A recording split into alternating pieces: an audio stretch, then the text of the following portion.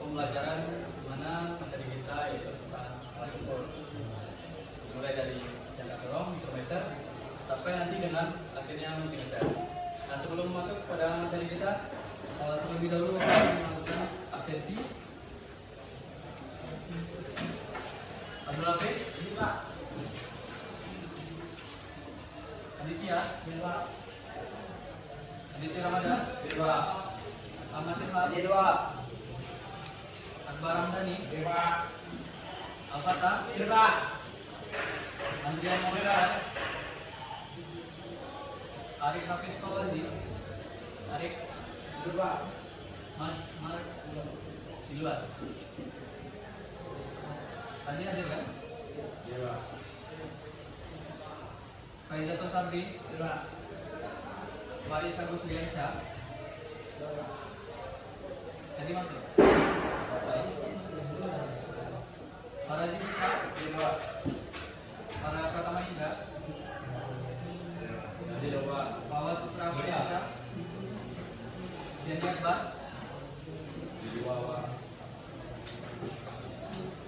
Gali, dikeluarkan.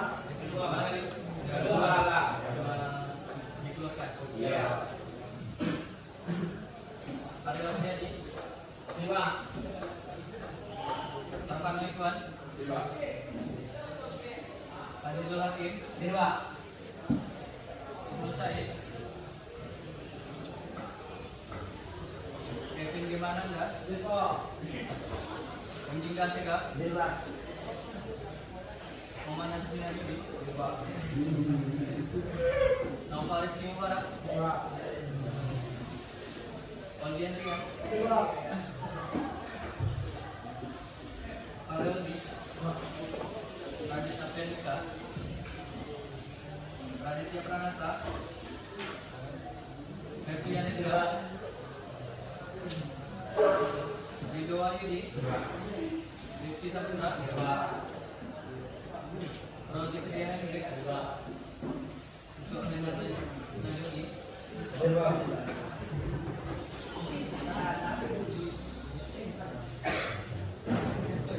Berapa orang yang hadir?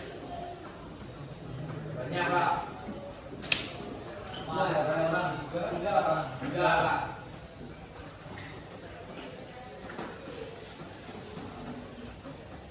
Baik, sebelum kita masuk pada pembelajaran kita tentang alat ukur, ada yang tahu tidak apa pengertian alat ukur? Coba angkat tangan bagi yang tahu pengertian alat ukur.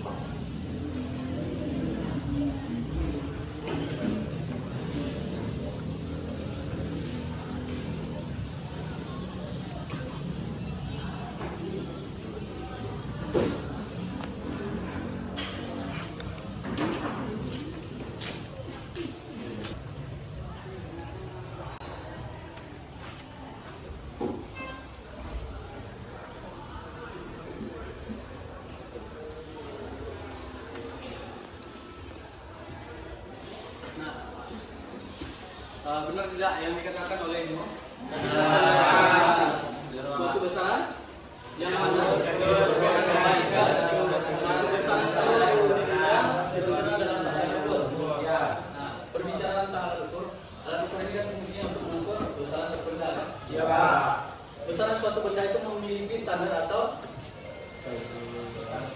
standar internasional dari pabrikan. Nah, apa yang kita ketahui tentang alat ukur ini? Apa yang setelah kita belajar tentang definisi alat ukur, apa yang kita ketahui? Alat ukur apa saja yang kita ketahui? Jangka sorong.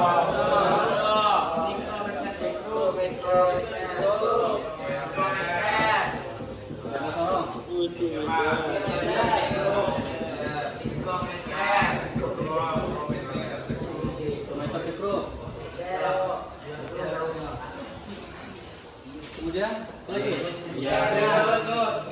Apa lagi? Kemudian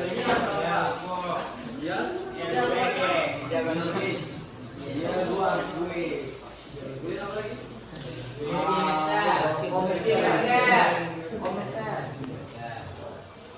Nah, masing-masing alat ukur ini sering kita gunakan pada jurusan kita yaitu teknik otomotif, di mana pengukuran standar dari fabrikasi atau pengukuran standar dari suatu komponen menggunakan alat ukur yang kalian sebutkan tadi. Nah, dimulai dari jangka sorong. Ada yang tahu nggak apa fungsi jangka sorong? Tahu. Coba katakan yang tahu. Katakan yang tahu. Rasain. Boleh. Tuh. Apa lagi? Lebar banget, Pak. Lebar baut. Ya. Masuk diameter dalam, diameter luar. Diameter dalam, diameter luar. Oke. Ada lagi? Kedalaman. Kedalaman apa? Apa contohnya? Kedalaman? Ini piston. Masuk. Apa lagi? Enggak. Itu aja. Ya. Nah, jangka sorong itu seperti yang kita ketahui. Jangka sorong adalah alat ukur yang terdiri dari dua rangkum di mana rangkum tersebut dapat digerakkan dan skala vernier untuk mengukur kedalaman dari diameter benda. Skala vernier atau skala vernier. Kemudian kita masuk pada komponen-komponen dari jangka sorong. Nah, coba perhatikan pada proyektor. Di sini terdapat adalah gambar dari jangka sorong atau vernier kaliper. Apa saja komponen-komponennya? Rang dalam, rang luar, rang dalam, rang luar,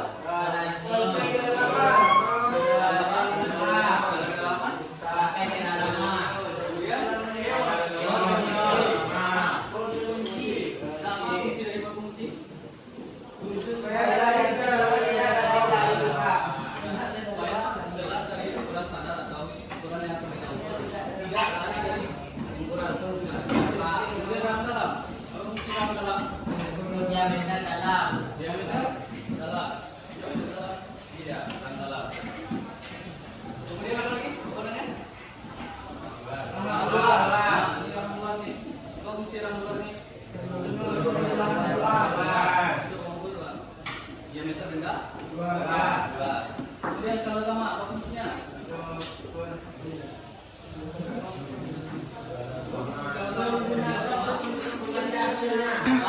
Membaca hasil pengukuran. Kemudian sampai kedalaman. Nah, sampai kedalaman ini atau skala pengukuran kedalaman. Apa tuh fungsinya? Pengukuran kedalaman. Kemudian yang mana bagian sini yang skala Indonesia? Nih. Skala Indonesia apa fungsinya? Apa fungsinya skala Indonesia? Untuk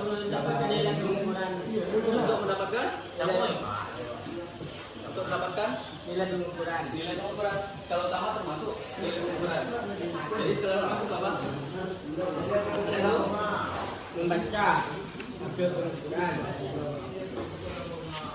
Untuk mengukur satuan milimeter. Nah, seperti yang Bapak bilang pada pertemuan sebelumnya, di skala utama kadang kita dapat jangka sorong itu yang menggunakan satuan sentimeter, sedangkan skala milimeter menggunakan satuan milimeter. Kemudian kita lanjut fungsi jangka sorong. Nah, fungsi jangka sorong itu ada untuk mengukur panjang dan diameter benda dan luas dengan cara seperti untuk mengukur ketebalan suatu benda, yakin. Kemudian untuk mengukur ketebalan suatu benda dengan cara yakin juga. Nah, apa contohnya tadi? Seperti yang kalian sebutkan tadi, mengukur diameter rumah frame, kedalaman dari silinder, kemudian apa lagi? Bawah. panjang dan diameter benda dari adalah dengan cara diulur. Seperti ini. Nah, kemudian fungsi yang terakhir yaitu untuk mengukur panjang dan diameter benda dari sisi dalam dengan cara diulur. Selanjutnya, cara menggunakan jangka korong. Kita akan sudah tahu tadi definisi dari jangka korong, fungsinya, gunanya, bahkan dari komando-komandonya.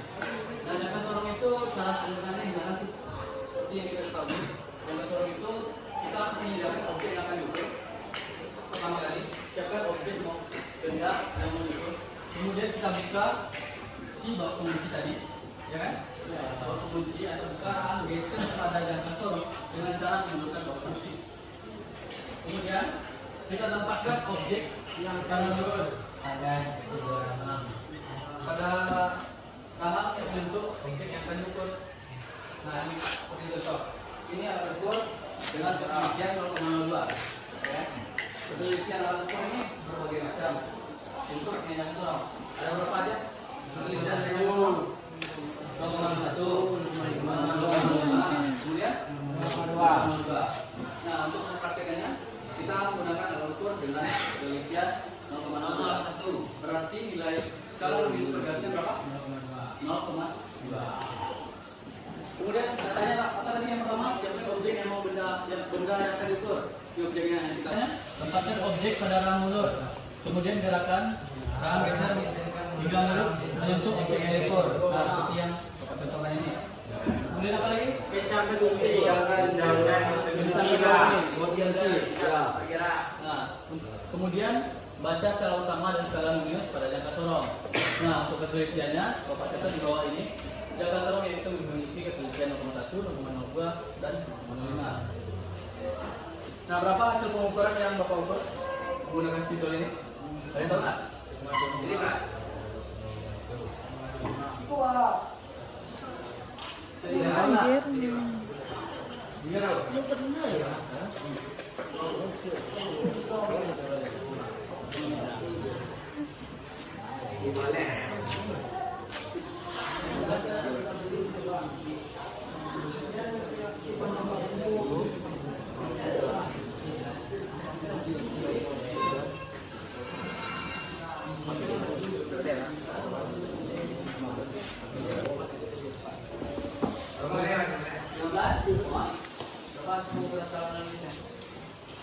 Cari garis yang untuk mengukur skala minus. Cari garis yang sama dengan tidak. Yang satu dulu. Tidak bergeser atau tidak. Di mana skala minus dengan skala utama sama. Berapa pengukurannya? 15. Hasil pengukuran menggunakan spidol.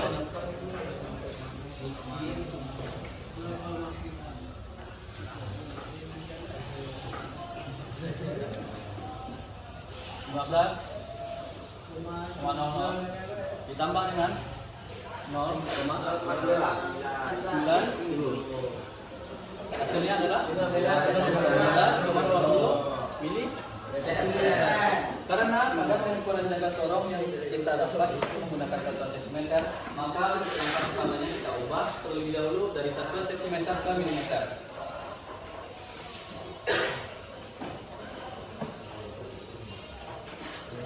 Dah.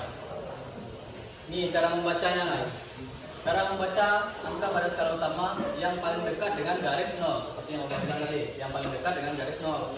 Garis 0 ini, garis 0 dari skala numeus. Yang paling dekat dengan skala vernier. Kemudian membaca angka pada skala vernier yang menunjukkan garis lurus dengan skala utama. Garis lurus ini dengan skala utama. Skala utama yang bagian atas, skala vernier yang bagian bawah, ya. Kemudian untuk mengetahui hasil pengukuran akhir, tambahkan nilai yang tertera pada skala utama dengan skala numeus. Contohnya tadi. Ya. Ini skala utama, ini skala numeus.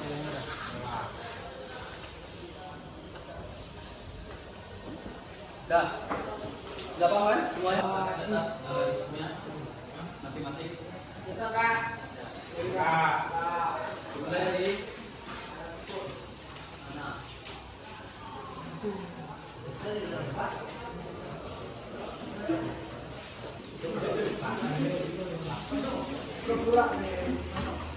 Silakan mencatat.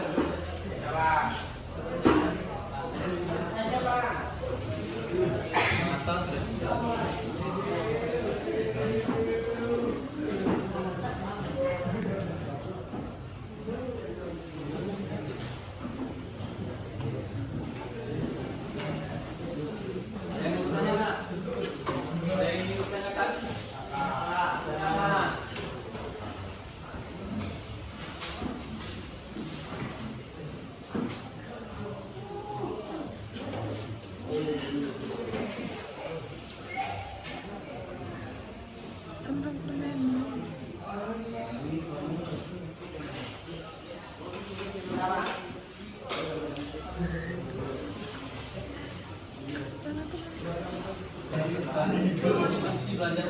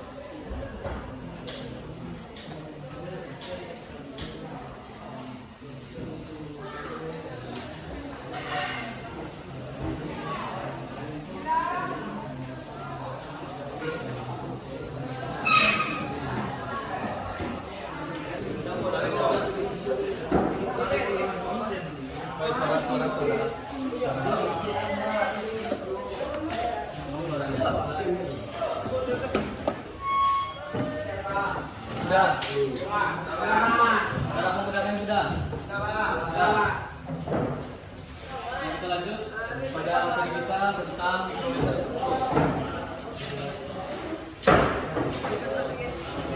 Nah, pengertian mikrometer sekrup yang kita ketahui, mikrometer sekrup adalah salah satu alat ukur yang sering digunakan pada otomotif. Pengertian dari mikrometer sekrup. Nah, pengertian mikrometer sekrup adalah alat atau yang bisa disebut dengan alat ukur mikro untuk lempengan. Lempengan ketelitian yang cukup tinggi. Berapa ketelitian dari mikrometer sekrup? 0,1. Nah, untuk pengukurannya terdiri dari berbagai macam. Ada yang mikrometer 50 sampai dengan 75, 0 sampai 25, 0 sampai 50. Ada yang 0 sampai 75, ada yang 75 sampai 100. Tergantung ketebalan dari benda. Kemudian kita masuk pada komponen dari mikrometer sekrup. Apa saja komponennya? Apa saja komponen dari mikrometer sekrup? Poros tetap. Poros tetap. Nah, poros tetap. Kemudian apa lagi? Poros gerak. Poros gerak tetap. Poros gerak. Kunci. Apa lagi? Yang mana yang kunci?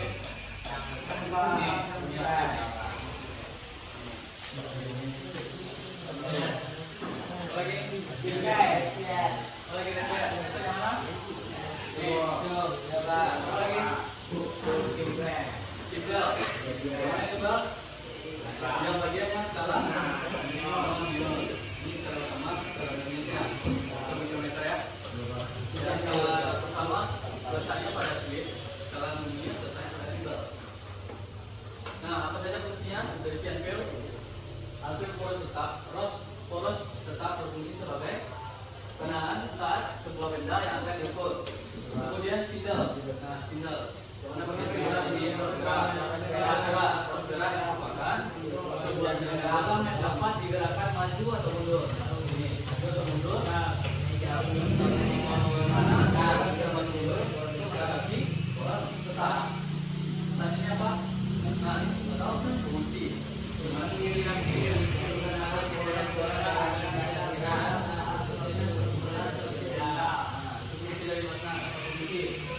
Itu mengerti pemahaman bergerak yang tidak bergerak pada saat pengumpulan tertunda. Kemudian slit. Nah, bagian slit ini merupakan batang logam pada suatu sama atau skala sama dalam satuan milimeter. Nah, pada mikrometer tersebut nilai pergarisnya berapa? Yang garis di atas di skala ini di slip ini di skala utamanya ada garis atas dan bawah. Di garis atas nilainya 1 mm, kemudian yang di bawah nilainya 0,5 mm. Jadi kalau sekiranya letak garisnya itu garis pada timbal dan slip yang terletak sejajar pada garis di bawah, berarti nilainya 5. Kemudian apa lagi receh? Receh. Nah,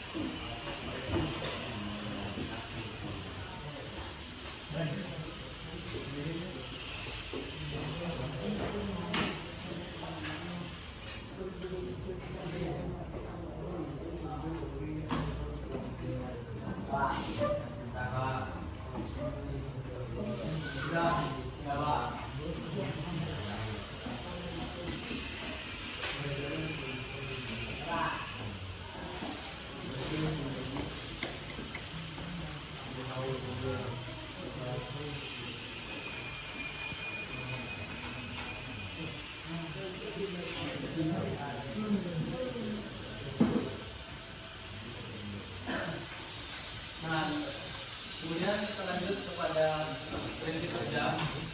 Nah, prinsip kerja dari mikrometer. Pada bagian slip terdapat skala utama, ya kan? Bagian slip terdapat skala utama. Angka 1, 2, 3, 4 sampai seterusnya sampai 75 atau turun dari di mikrometernya. Bagian atas adalah angka 0,5.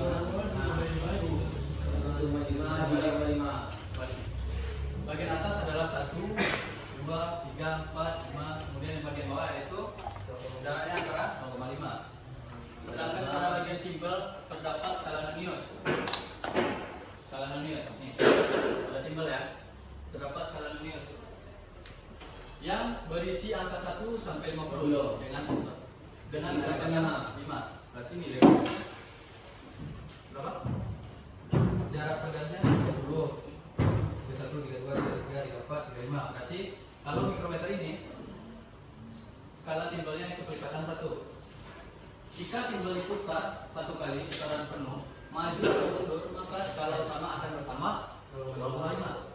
Jika kelipatan 5, kalau kelipatannya 1, berarti tambahnya 0,1. Nah, ataupun berkurang 0,5. Kalau kita menggunakan mikrometer yang 75, itu nilai ketelitiannya bertambah 0,1. Sehingga 1 kali skala putar sama dengan 0,5 atau 50 atau sama dengan 0,01 mm. Artinya jarak antara dua skala terkecil skala nonius adalah 0,1. Karena 0,5 dibagi dengan 50 berapa? Hasilnya 0,01.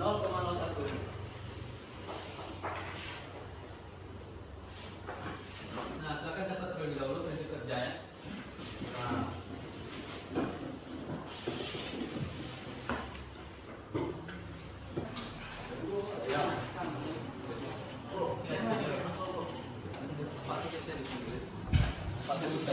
Muncul Pak.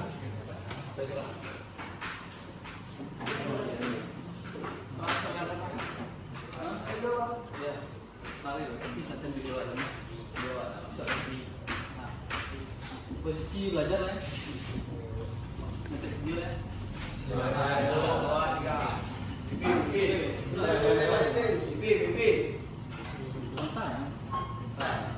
Selanjutnya kita akan masuk kepada latihan. Setelah ada catatan dengan 8% tadi, maka kita akan lakukan latihan tentang alat ukur mikrometer dengan sorong. Silakan catat yang punya. Soalnya berikut. Soal Pak? Ya, soal. Soal 1. Jika skala utamanya 50 mm, sedangkan skala Indonesia pada garis ke-9, berapakah hasil pengukuran dari jangka sorong tersebut? Ketika skala utamanya 50 mm, dengan skala minus pada garis ke-9, berapakah hasil pengukuran dari jangka sorong? Skala utama 50. Skala Indonesia pada garis ke-9 dengan ketelitian 0,02.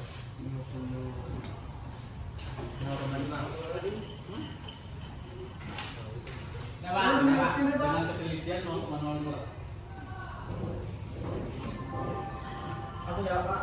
Lepasnya 51.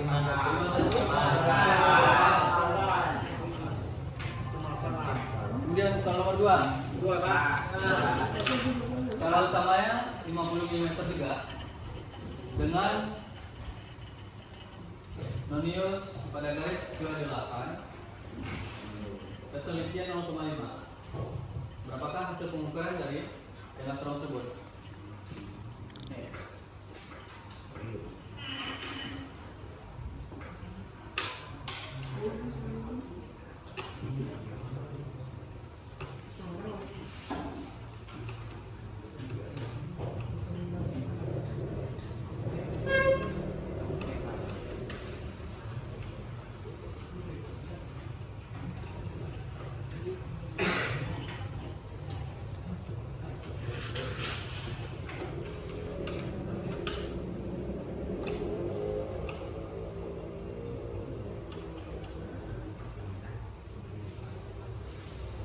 Silakan buat gambarnya juga.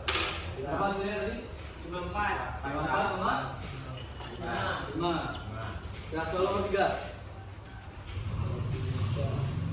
Skala utamanya pada posisi 7 mm.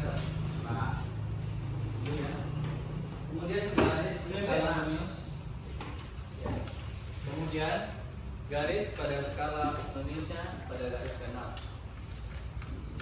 Ketelitiannya 0,61. Berapakah hasil pengukuran tadi?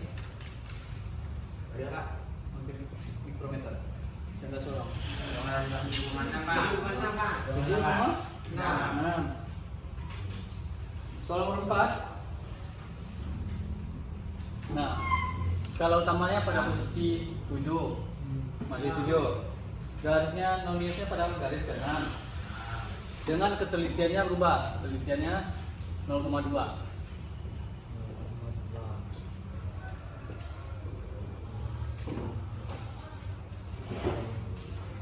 Berapakah hasil pengukuran dari benda tersebut? Menggunakan berapa? 7,12 Pak. 7. Dia garis ke-7. Ya. Skala Indonesia pada garis ke-6. 8,2 Pak. 8,2 bukan 7,14. Kan nilai per garis dari skala Indonesia itu 0,2. Selanjutnya skala nomor 5. Skala utama pada pengukuran 7 masih 7 mm. Nah, kemudian skala Indonesia pada garis ke-6 dengan ketelitian 0,5. Berapakah pengukuran benda tersebut? 10. 10. Salah Pak.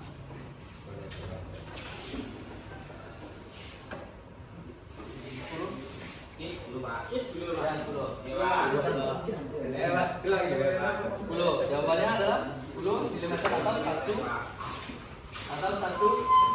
cm. Soal nomor 6. Skala utamanya pada 63. Nah, coba gini. Skala utamanya 63. Skala non-linearnya pada garis kedua. Ketelitiannya berapa kan pengukurannya? Ini 63. Skala utamanya 63 00. Skala ketelitiannya 0,1. Garis skala non-linearnya pada garis kedua. Nah, berapa hasil pengukuran dari benda tersebut?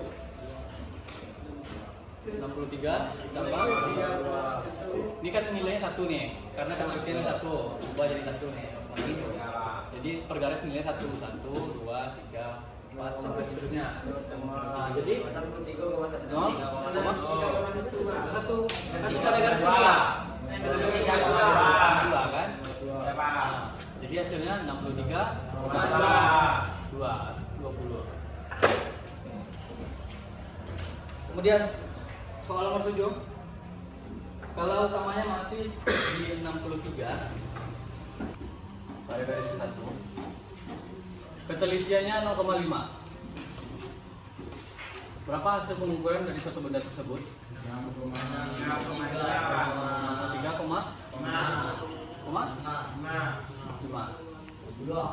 Oke, tidak. Kenapa hasilnya 63,5?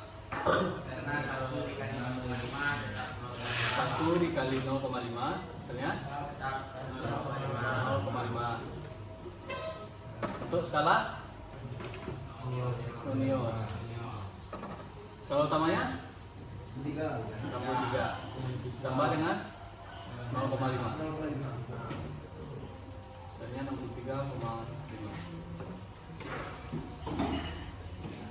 Soal berikutnya, skala utamanya pada 11 mm. Non-linearnya pada garis keempat. Pada garis keempat nih. Pada garis keempat. Dengan ketelitian 0,2.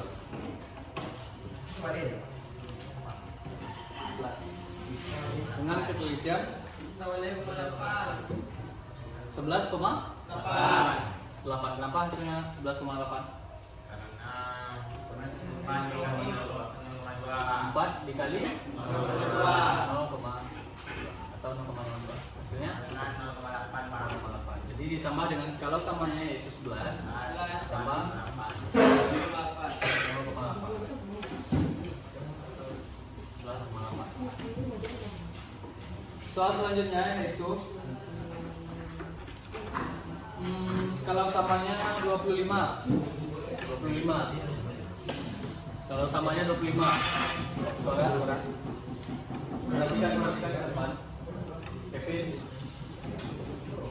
Skala utamanya 25. Kemudian non-linearnya pada garis keempat dengan ketelitian 0,5. Apakah hasil dari pengukuran benda tersebut? Dia 25. Kemudian pada garis keempat dengan ketelitian 0,5. Berapa hasilnya? 27. Apa bisa hasilnya 27? karena 4 dikali 0,5 4 dikali 0,5 dengan 20. Jadi 25 ditambah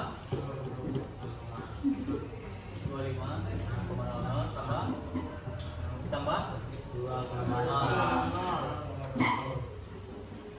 Hasilnya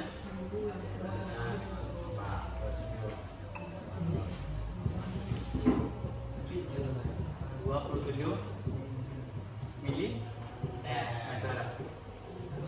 Kemudian masuk ke soal nomor berikutnya. Pada skala utamanya kita buat pada 36. Nah, non-linearnya pada garis ke-7. Garis ke-7 ya. Ini kan 4 ya. Jadi begini. Nah. 7 dengan ketelitian 0,1. Berapakah pengukuran benda tersebut? Dari mana datang 36? Dan 6 36 ditambah dengan 0,7. Hasilnya 36.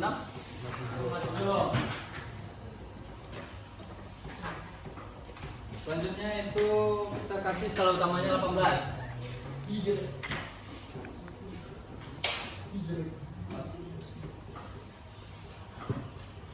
Noniusnya pada garis ketiga. Nah, pada garis ketiga dengan ketelitian 0,2.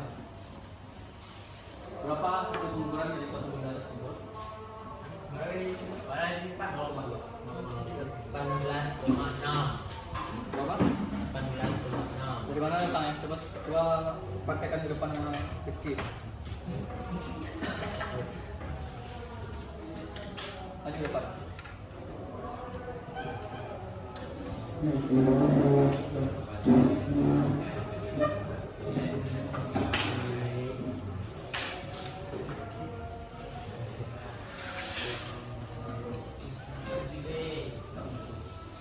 Kemudian kalau utamanya 18 pada garis ketiga dengan ketelitian 0,5.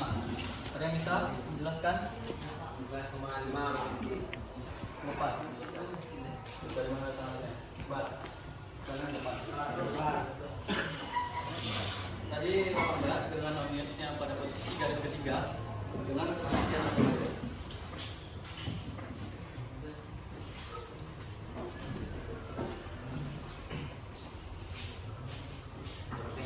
Ya, 18 pada garis ini.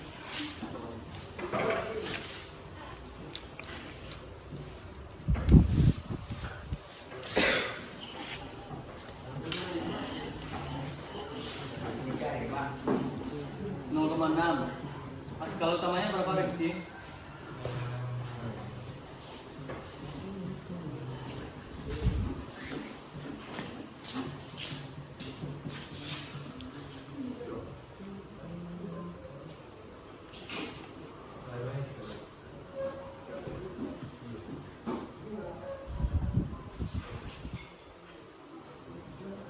Betul apa salah yang dibuat Akbar? Betul apa salah? Betul apa salah? Betul.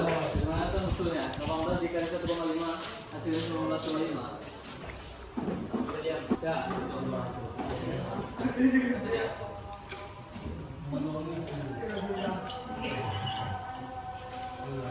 Jika sudah, silakan catat latihannya. Kemudian kita kumpulkan ke Bapak.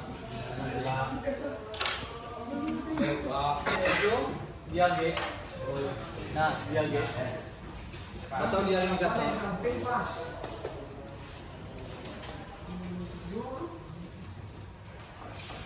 Dia G. Nah, kalian tahu tidak pengertian dari dia G ini?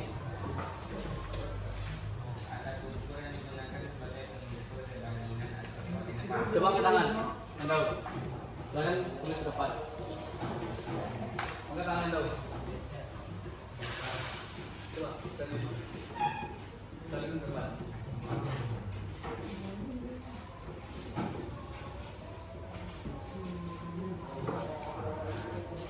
Silakan tulis pengertian dari dia guys. Definisinya apa?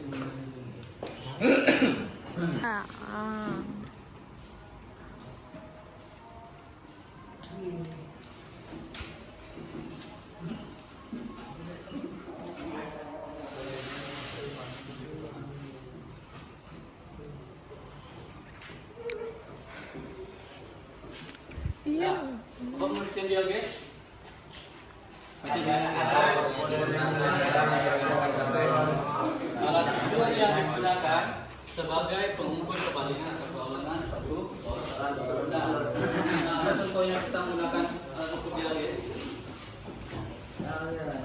Benda komponen apa yang diukur menggunakan dialog? Contohnya indikator.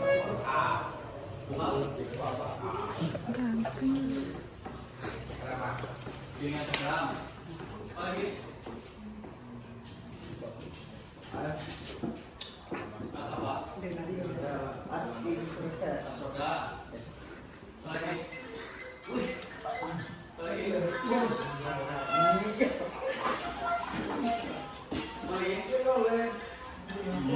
Lagi.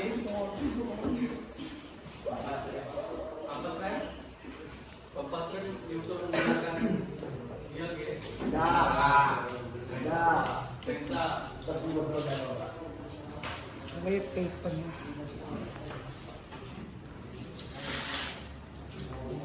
Lagi. Gearbox menggunakan dialog tidak? Ya. Lagi.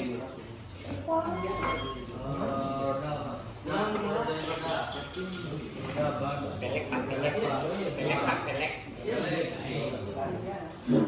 Itu diukur semuanya menggunakan G. Jadi 2G. Nah, dalam pengukuran menggunakan indikator untuk mengukur dari suatu benda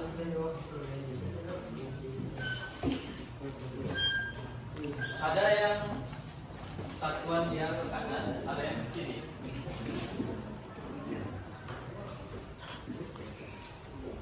Nah, ya kan? Pengukuran menggunakan dialog itu jaraknya kanan ke kanan, kanan ke kiri.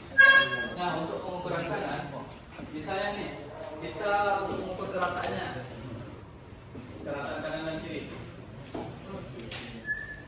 Kanannya kita dapatkan jarum panjang pada posisi 0,30. Tambah dengan jarum pendeknya. Jarum pendek itu adalah skala utama dari dialog. Sedangkan jarum panjang yaitu skala harmonius dari dialog. Skala harmoniusnya, skala utamanya kita dapatkan pada 2 mm. Hasilnya adalah 2,30 untuk kanan. Sedangkan kalau sekiranya garis kiri skala utamanya pada posisi kedua, skala utamanya 2, skala harmoniusnya 0,81. 2,81. Nah, untuk rumus mencari dari keolengan yaitu kanan plus kiri. Untuk mencari keolengan suatu benda, kita harus menambahkan yaitu rumus antara kanan dengan kiri.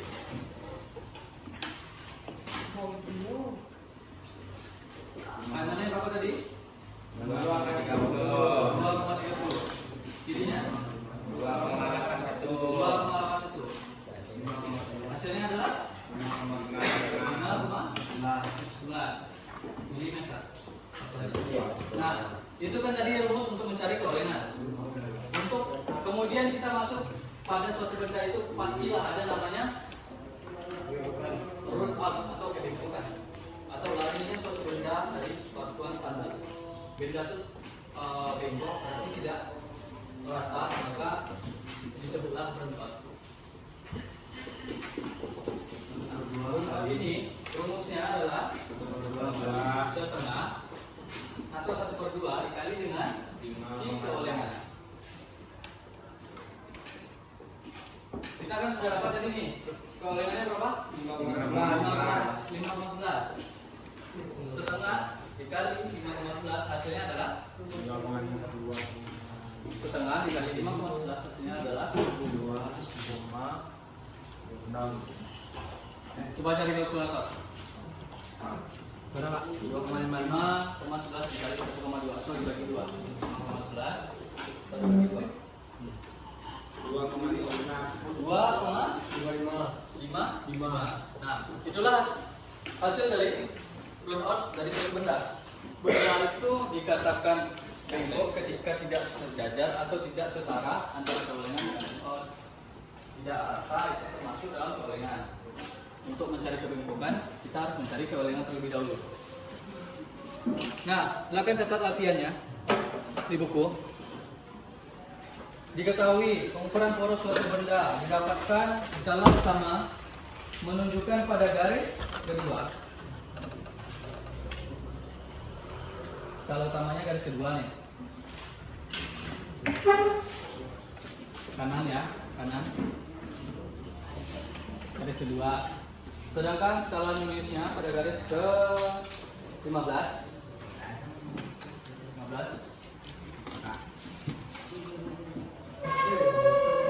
Untuk yang ke kirinya yaitu pada kiri ya.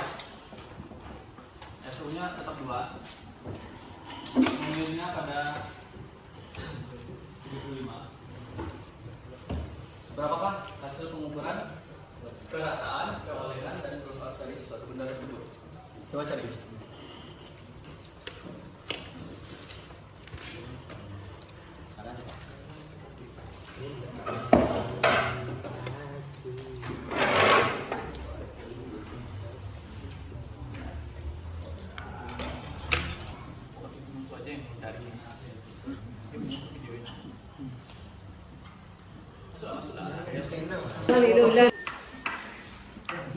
Berapa? 2,45 Pak. Keratannya berapa? Kerataan 4,90. Kerataan kanannya tadi Kanan 2,75. kanan 2,25. 2,75 kanan. Tapi itu 75 Pak. Nah, kanannya 15 kanannya. Kanan 2,15. Ah. 15. Kiri 2,2. Jadi 2,25. 2,25. Ah, 25. Ah. Kan hitungnya walaupun mundur tetap dihitung pada garis nilainya 0,1 mm. Iya, berarti 2,20. Berarti 2,20 Pak. 4,20. 4K. 4,20. 40 Pak. 40 Pak. Salah. 4,40 itu keratannya. Kolengannya berapa? 2,20. 20. Rutannya 2,4. 2,20.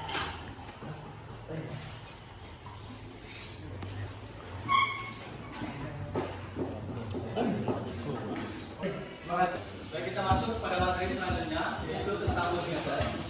Multimeter adalah salah satu alat ukur yang kita sering gunakan untuk mengukur besaran tegangan, arus, dan hambatan dari sesuatu Benda. Nah, biasanya multimeter ini kita menggunakan biasanya untuk mengukur tegangan kabel, kabel besi, tegangan apa lagi? Kaki. Kaki, Arus lampu. arus lampu, terus Sekring. string, Ya. Oil. oil, Dinamo. kamu. Wis. Nah, kemudian kita masuk pada pengertian multimeter. Multimeter adalah alat ukur yang digunakan untuk mengukur besaran arus listrik dan resistensi atau ketahanan suatu benda yang biasa disebut. Nah, multimeter itu kan bisa kita sebut dengan meter, meter, voltmeter.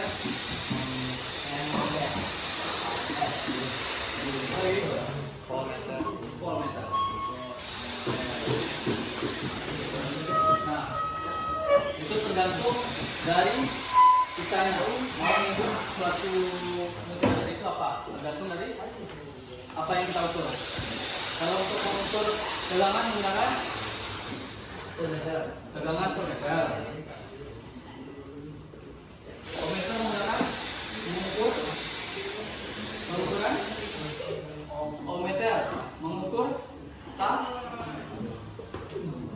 tekanan atau hambatan.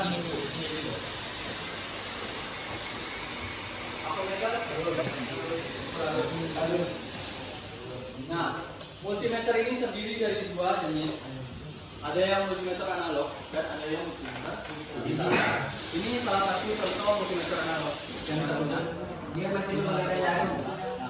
Masih menggunakan jarum sebagai penunjuk atau hasil ukur dari suatu tegangan atau suatu arus atau suatu hambatan. Kalau yang digital dia menggunakan sistem komputerisasi atau sistem digital. Ketika rok merah dan rok hitam kita tekan, kita letakkan pada suatu benda yang memiliki usaran tegangan, itu langsung otomatis akan diukur secara digital menggunakan multimeter digital. Sedangkan analog menggunakan pengukur analog. Nah, komponen dan fungsinya pada multimeter analog. Karena kita analog, kita harus mempelajari komponen dan fungsi yang ada pada multimeter analog. Pertama itu ada apa? Petak meteran, ini ya. Kemudian yang kedua, skala atau jarum penunjuk. Iya. Kemudian jarum penunjuk atau meter. Iya. Selanjutnya, zero adjusting script. Letaknya di mana?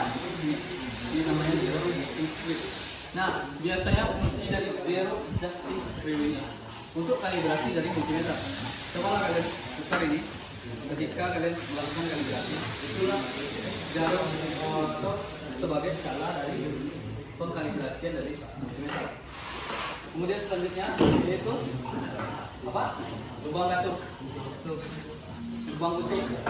Lubang tutup positif atau prob merah.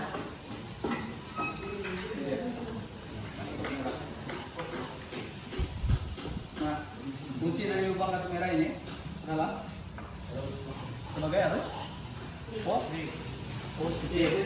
Sedangkan yang hitam negatif. Nah, ini adalah skala pemilih. Dia pada gambar skala pemilih ini fungsinya sebagai batas dari ukuran. Nah, batas dari ukuran misalnya kita letakkan posisi saklar tersebut pada 10 volt. Berarti maksimal pengukurannya 10 volt. Batas pengukuran tegangannya 10 volt. Kemudian selanjutnya ada test load dan test lift. Test load dan test lift. Biasanya letaknya pada probe. Probe itu disebut dengan kabel. Ya, ini fungsinya masing-masing. Silakan catat. Fungsinya merupakan cangkang atau bodi multimeter yang berfungsi sebagai tempat komponen. Kemudian skala yang kita ketahui skala berfungsi sebagai hasil pengukuran di dalam multimeter.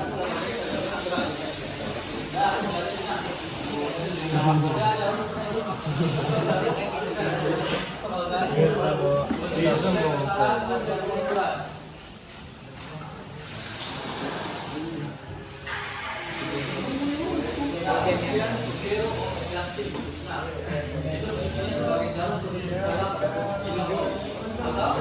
sebagai pengkalibrasi dari multimeter. Kemudian ada lubang positif dan lubang negatif. Kalau ini skala pemilih.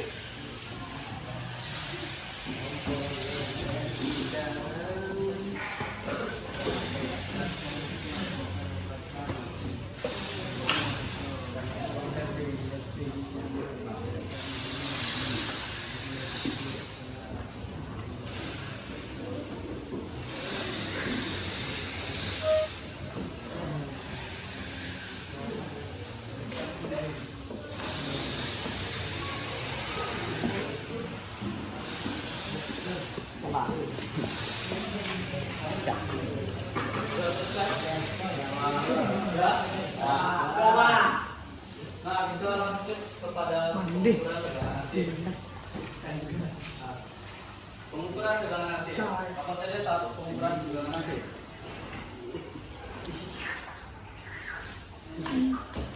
Langkah dari pengukuran tegangan AC. Tegangan AC apa? AC apa? Tegangan AC.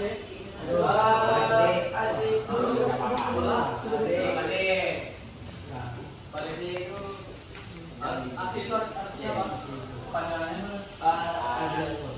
alternatif.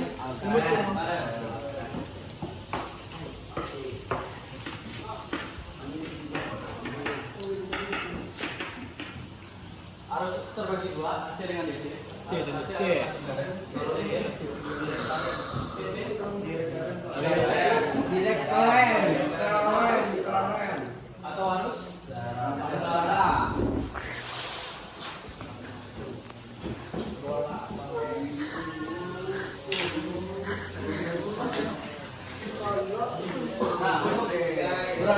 ketika kita mengukur tegangan DC, artinya kita mengukur tegangan AC.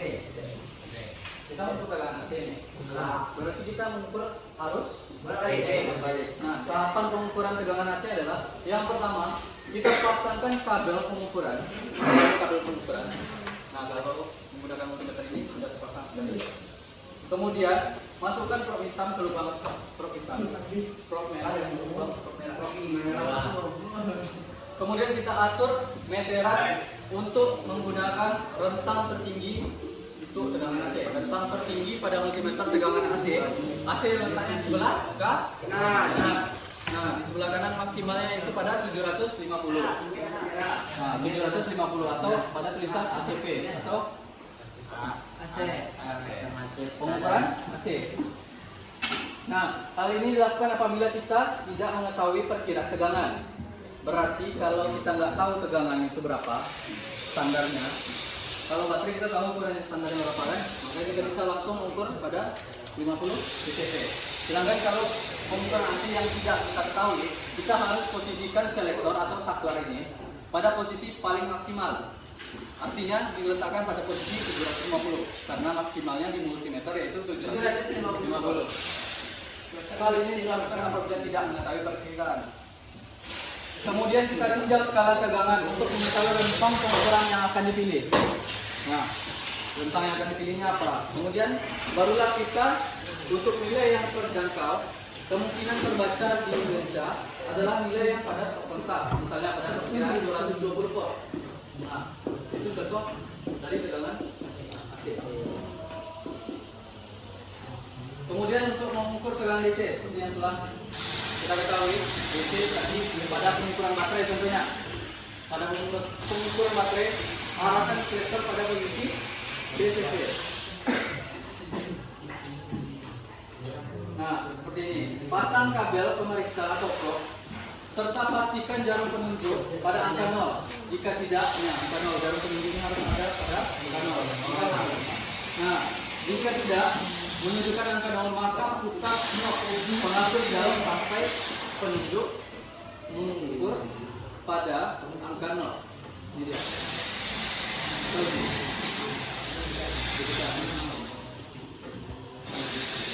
Nah, kemudian kedua, putar saklar pemilik ke posisi DCP. Putar ke posisi DCP. DCP atau DC. Untuk pilih pada skala yang terbesar terdahulu untuk menghindari terbakarnya multimeter karena tegangan yang diukur melebihi kemampuan unit alat multimeter. Nah, banyak multimeter yang rusak karena kita tidak mengetahui besaran ukuran dari benda tersebut. Nah, misalnya 1000 volt. Jika jarum belum bergerak, pilih ke 250 volt. Jika jarum belum bergerak lagi, pilih ke 50 volt.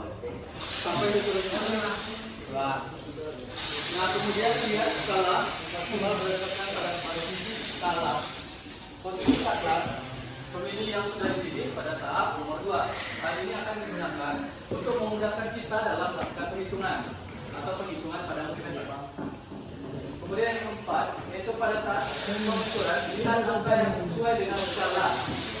Nah, seperti pada pertemuan sebelumnya apabila setiap baris dari multimeter itu beda nilainya. Tidak ada nomor 5, tidak ada nomor 1, tergantung dari jarak antara satu mili ke satu milimeter lainnya. Ya.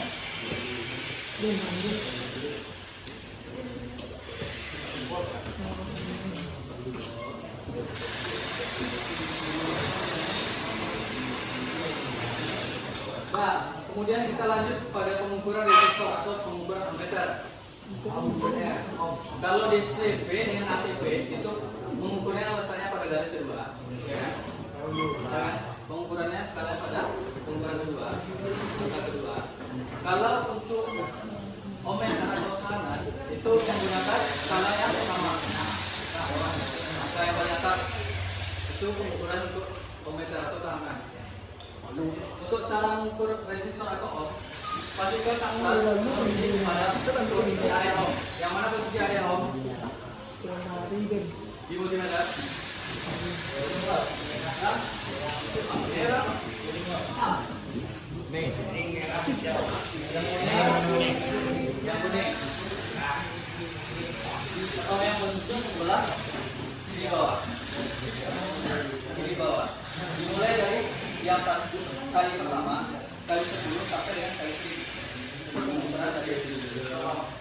Tapi ini yang pertama.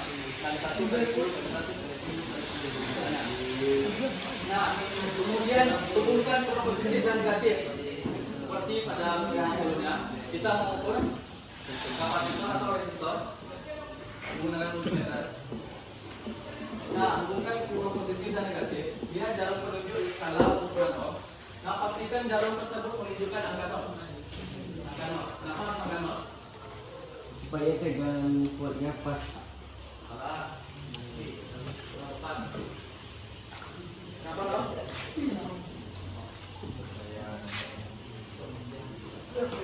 Karena ini seperti yang kita ketahui, karena dalam kondisi tertentu di mana knob sudah tidak putar momentum, namun jarum tidak menunjukkan angka 0, pastikan kondisi baterai unit tersebut. Karena ketika tidak berarti suatu resistor atau kapasitor dalam keadaan. Kemudian yang ketiga yaitu lakukan pengukuran hambatan. Pastikan pergerakan jarum menunjukkan jika sudah tidak bergerak, maka putar saklar pemilih ke posisi kali 10. Jika jarum masih tetap belum bergerak, putar lagi ke saklar pemilih ke posisi misalnya kali 100 ataupun kali 1000. Demikian seterusnya. Jika saklar pemilih sudah pada posisi terbesar namun jarum tetap tidak bergerak, maka dapat diidentifikasikan hambatannya sangat besar. Berarti tidak bisa menggunakan multimeter lagi. Nah, beginilah contoh pengecekan dioda menurut rangkaian. Di dalam dioda tersebut kan ada anoda dan katoda.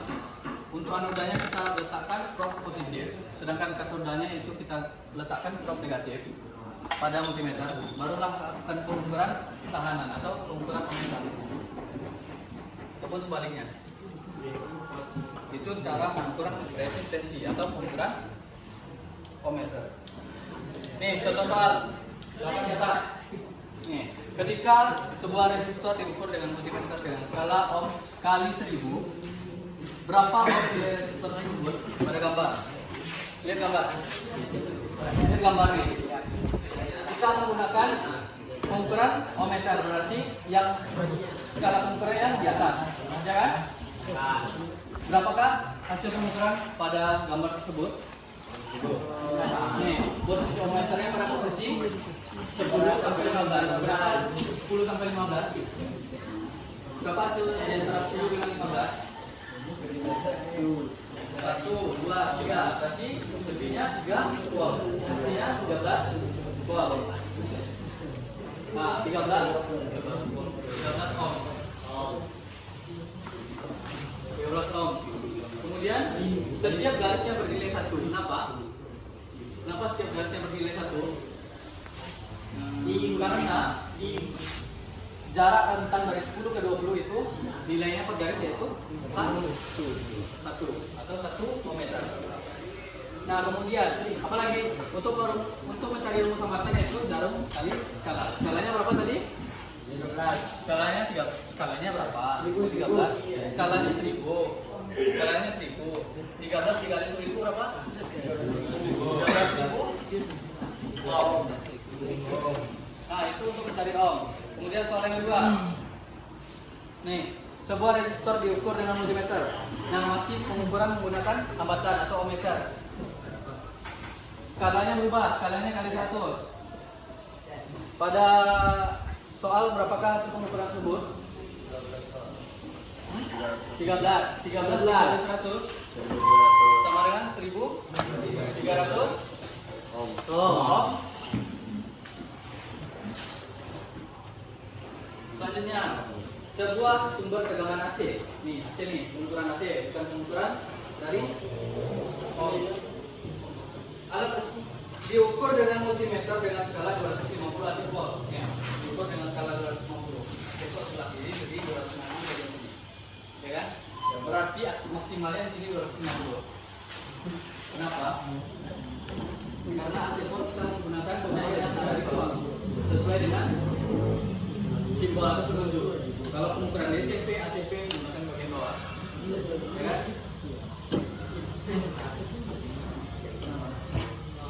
Posisi jarumnya di berapa? Posisi jarum ini berapa?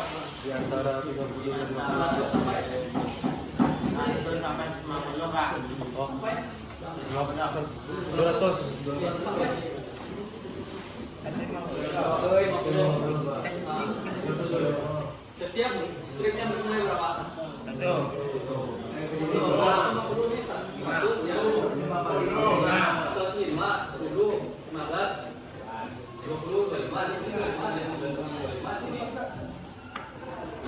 Berarti nilai per stripnya ini 5. Dan setiap strip dikali 3. Berarti di sini pada posisi 1, 2, 3. 3 dikali 5 berapa? 15. Berarti 15 ditambah dengan di antara 100 dengan 150. Hasilnya 215. DC. AC.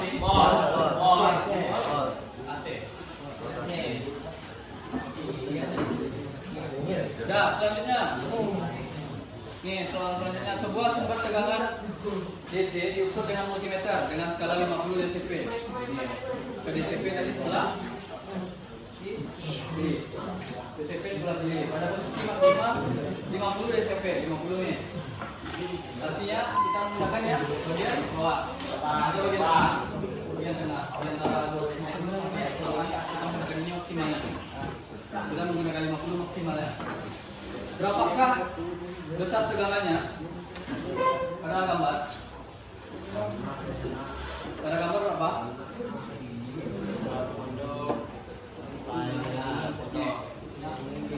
Berapa?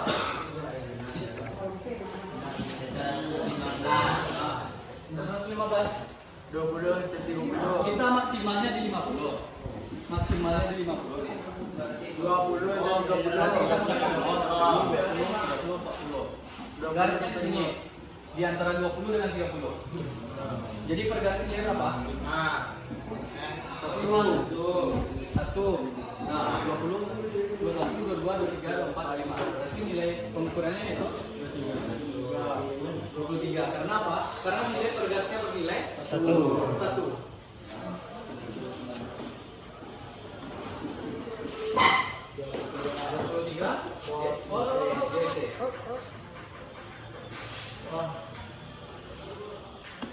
Nah, kemudian soal nomor 5, soal terakhir.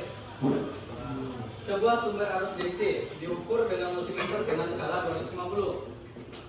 Nah, meter ampere.